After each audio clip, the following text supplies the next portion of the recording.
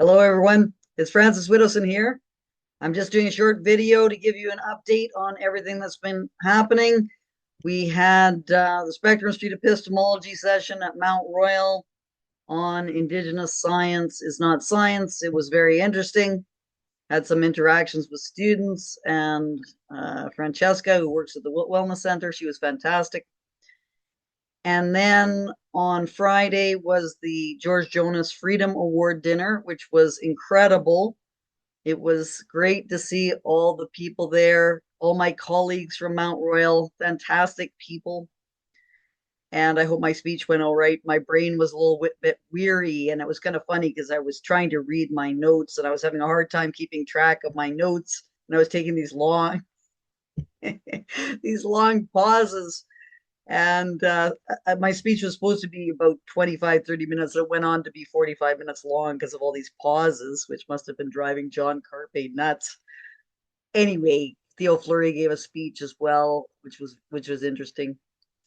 And yeah, so it was all good. And then yesterday went to the We Unify Conference to watch Mia Hughes's speech, a fantastic speech on the terrible harm that is being done to vulnerable adults and children with what's called gender ideology. So the idea that you're born in the wrong body and therefore you should have your body parts chopped off and be sterilized.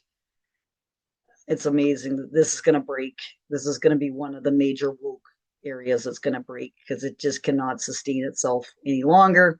And then today, I'm heading down to the We Unify conference again shortly, in a few minutes. Actually, I got my speaker access badge on, got my street epistemology T-shirt on because I'm going to be talking about saving the universities. And in my view, one of the main mechanisms to do that is going to be just not waiting for rooms to be booked because they'll just try and thwart that because of the capture of these universities by equity, diversity, and inclusion ideology. What you need to do is just go in with the mats, the strongly agree, neutral, strongly disagree, have claims such as what we're going to be doing at the University of Manitoba, which is the grave error at Kamloops is a hoax, and asking people whether they strongly agree, strongly disagree. And that's the way to break the self-censorship at universities, because right now we have a whole bunch of professors and many students who don't believe what they're hearing on gender, on the unmarked graves, indigenization, and so on, whatever it may be, and they just feel intimidated and can't speak up. So this is a way to break that self-censorship, show people that you can actually discuss these issues at a university, and that's going to help sort of change the culture. We really need to change the culture of universities and say universities are an intellectual space and you should be able to discuss contentious topics, but we want to do it at a university in terms of the evidence. So that's why Spectrum Street Epistemology, which was begun by Peter Boghossian, is such a great method because it's not about you're right, I'm wrong, whatever, you're right, you're wrong, those kinds of polarized kinds of discussions. It is, you seem to be very certain about this.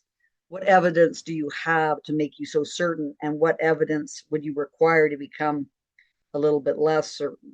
Those are the kinds of questions that we want to ask about, people's claims and the evidence that they have to make the arguments that they do. Anyway, if anyone's going to be at the We Unify conference today, I'm going to be speaking some down the chronology. I'm in the 3 o'clock kind of grouping, and I'm going to talk about how to save our universities, which of course is very near and dear to my heart. Thank you very much for listening. Hopefully, I'll see you today or at some other Spectrum Street Epistemology session that is going to be planned.